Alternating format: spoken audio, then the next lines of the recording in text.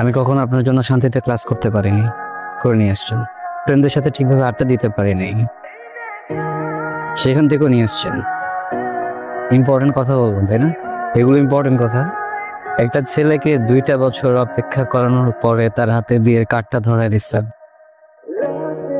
এটা ইম্পর্টেন্ট কথা? বলেন, কেন কেন বলেন না? কথা বলেন না, জায়গা তুল গেল। এই নেম বড় কথা। আই কে তুই উল্লান রাখতেন। Sorry sorry sorry uncle. Uncle, আমি এখানে কোনো সিনক্রেট করতে আসি নাই।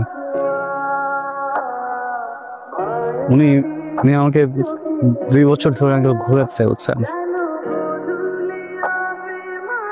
আমাকে কি যেন একটা ইম্পর্টেন্ট কথা বলবে। আমি 2টা বছর ধরে ঘুরতেছি, 2 বছর পরে উনি হঠাৎ করে আমার হাতে বিয়ের কার্ডটা ধরে দিচ্ছে। আপনি বলেন, এটা কি ঠিক? আমি জাস্ট আসছি ইম্পর্টেন্ট কথাটা শোনার জন্য। আমি ইম্পর্টেন্ট কথাটা শুনে একদম চলে যাবো। আমি ডিস্টার্ব করবো না, প্লিজ। কি চান এখানে একটা সিনক্রেট হোক? না, 2টা বছর ছটফট করছেন না কথাটা বলার জন্য? এর থেকে অনেক বেশি চটফট আমি করছি কথাটা শোনার জন্য। আচ্ছা, একটু বলেন প্লিজ। আমি শুনে এখান থেকে চলে যাবো। আমি কোনো সিনক্রেট করবো না। এদিকে তাকান, আমার দিকে তাকান। ভালোবাসি।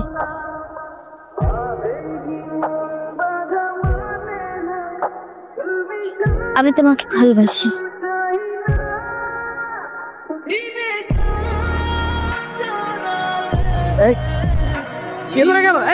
তুই কি বললি? এটা কি বললি তুই? কেন চিত্র?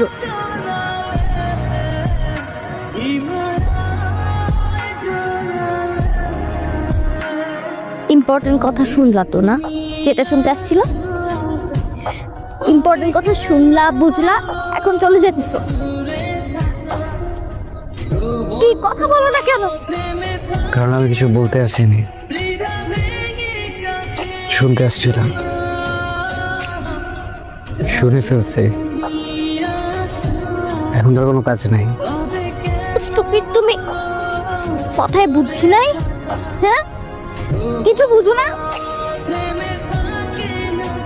এতগুলা মানুষের সামনে আমার ফ্যামিলি, পক্ষের লোকজন সবাই শুনছে কি বলছি, সবাই শুনছে। তারপর আমার বিয়ে হবে তোমার মনে হয়? আদৌ বিয়ে হবে? সরি, ভালো থাকবেন। ওকে, ফাইন।